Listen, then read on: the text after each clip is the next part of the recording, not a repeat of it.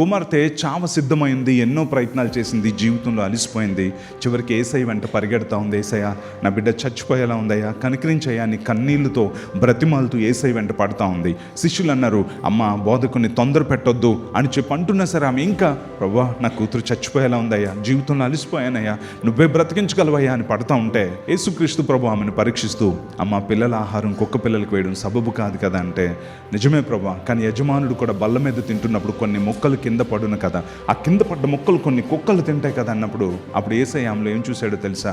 ఆమె విశ్వాసాన్ని చూశాడంట. అంటున్నాడు, అమ్మ నీ విశ్వాసము గొప్పది అని అంటా ఉన్నాడు. ఎప్పుడు దేవుడు నీలో విశ్వాసాన్ని చూస్తాడన్న సంగతి తెలుసుకోండి. విశ్వాస స్థాయిల్ని ఆయన గమనిస్తూ ఉంటాడు. అలాగనే పేతురు నీటి మీద నడుస్తున్నప్పుడు, నడిచిన తర్వాత గాలిని చూసి భయపడి మునిగిపోయి, ప్రభువా నన్ను రక్షించు అని అరుస్తూ ఉంటే, వెంటనే యేసుక్రీస్తు ప్రభు చేయి పట్టుకొని ఏమన్నాడు తెలుసా? అల్ప విశ్వాసి అని అన్నాడు. యేసయ్య ఎప్పుడు నీ విశ్వాస స్థాయిని గమనిస్తూ ఉంటాడు. పెరిగిందా తరిగిందా? కష్టాలు వచ్చినప్పుడు, నీటి మీద నడాల్సిన పరిస్థితులు వచ్చినప్పుడు, భయపడాల్సిన పరిస్థితులు వచ్చినప్పుడు నీ స్థాయి అల్పమైపోయిందా పెరిగిందా? ఒక స్త్రీని చూశాడు, గొప్పది అన్నాడు. ఒక వ్యక్తిని చూశాడు, అల్పమైనది అని అన్నాడు. అలాగే మన జీవితంలో కూడా ఎందుకు విశ్వాసం ప్రాముఖ్యమైందంటే, ఎప్పుడు దేవుడు నీ విశ్వాస స్థాయిని గమనిస్తూ ఉంటాడు.